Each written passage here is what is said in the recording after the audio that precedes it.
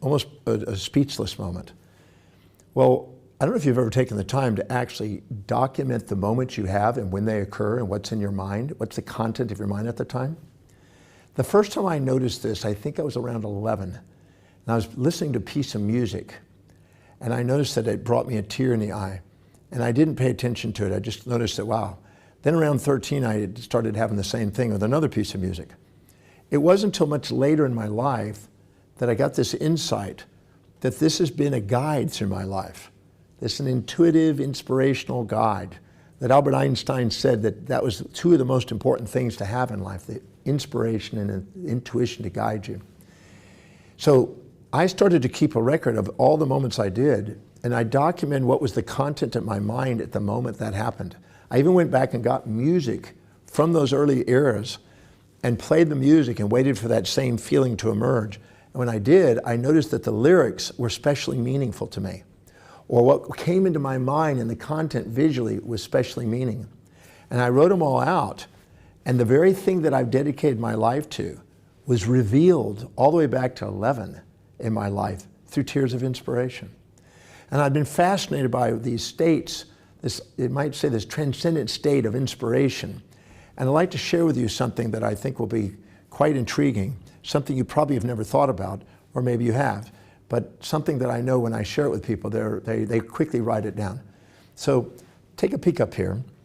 I'm going to make a statement that every human being has feelings, but I'm going to make a distinction between two types of feelings.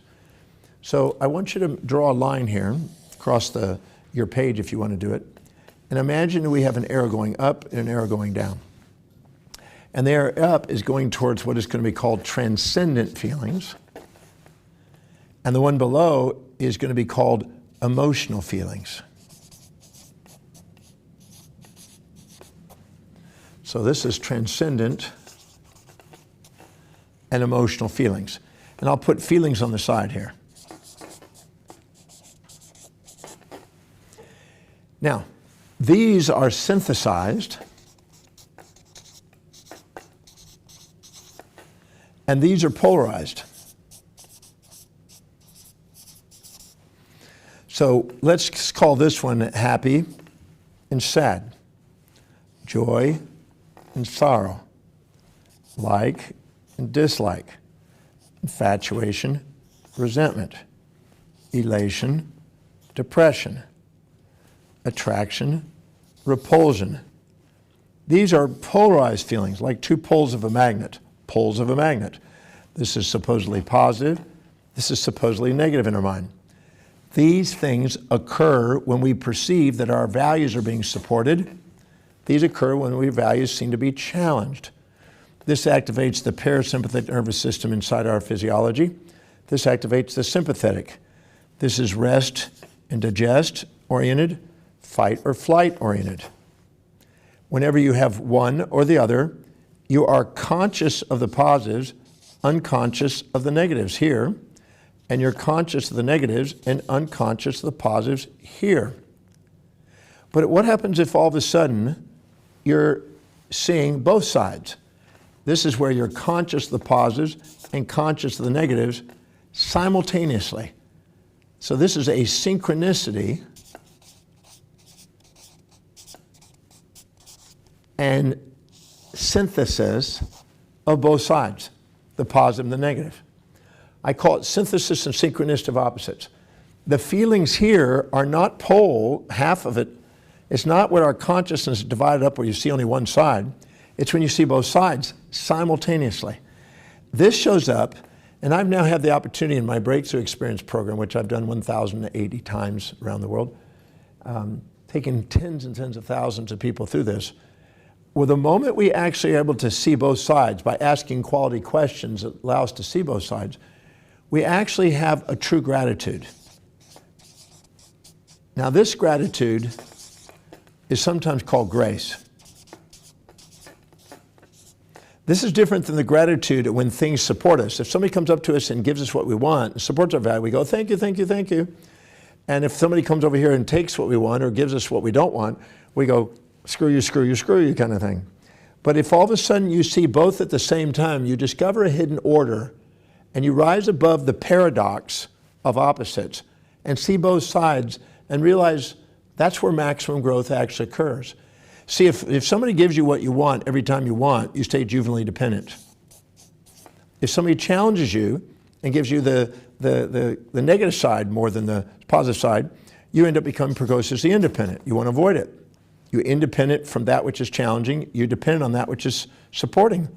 So you end up splitting yourself into a child and an old man, you might say, or an old adult, where if you put them together, you become present. And this grace state, or gratitude, is a perfectly equilibrated mind, a synthesis and synchronicity of opposites of perception.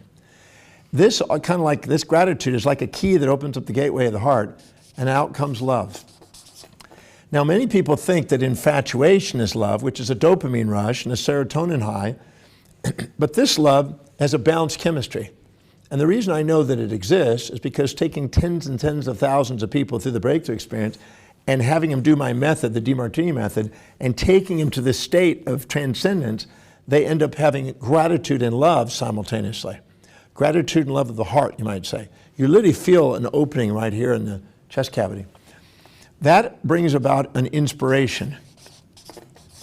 And what happens the moment you get inspired, because you see the hidden order of the pairs of opposites. And this state right here brings a balance of autonomics. And when the moment it brings a balance of autonomics, it brings this state that I was telling you about at the beginning, this moment of tears of gratitude and chills up the spine. And when that occurs, it's a confirmation that you're seeing things as they are, not as you subjectively bias and imagine them to be. A subjective bias means you have an opinion that's one side or the other skewed. When you see things objectively, you see both sides synchronously. You also have enthusiasm. Now, many people have infused enthusiasm with standing on chairs and doing excitements, going rah, rah, and things like that.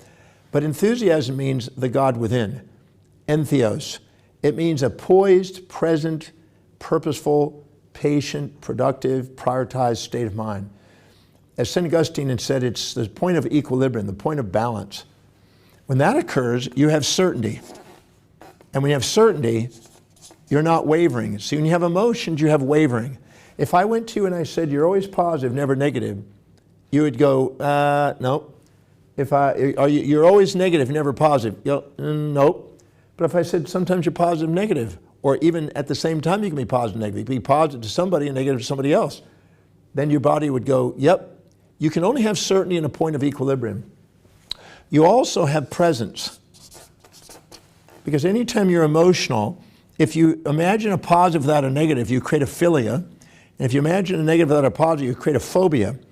And you store philias and phobias in time, in the future, because you're anticipating more positives, negatives, more negatives and positives, and you're excited or you're basically frightened.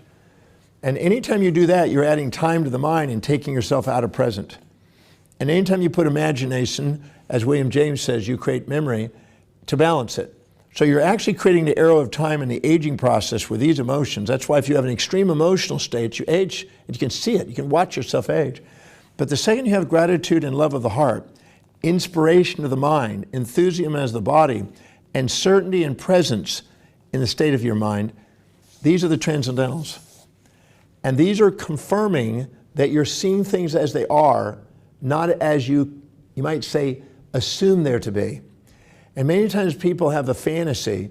When you're in a stressful situation, you start skewing and distorting your reality.